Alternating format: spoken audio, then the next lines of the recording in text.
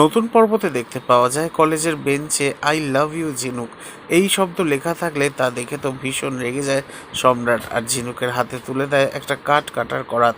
আর সেই করাত দিয়ে ঝিনুককে বলে, তুমি দেখবে যে কটা বেঞ্চে এই সব শব্দ লেখা রয়েছে সব কটা বেঞ্চকে তুমি ঘষে ঘষে পরিষ্কার করবে, যাতে একটুও কোথাও কোনো চিহ্ন পড়ে না থাকে।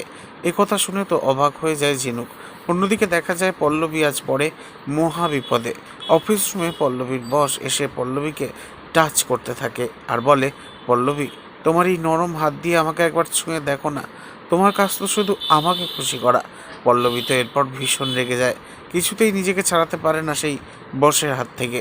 অন্যদিকে দেখা যায় আজ সেই বসকে উচিত শিক্ষা দেওয়ার জন্য নিজের জামার কলারের মধ্যে বড় বড় লাঠি গুঁজে হাজির হয় পল্লবীর অফিসে, আর ষড়যন্ত্রের হাত থেকে পল্লবীকে রক্ষা করে সে।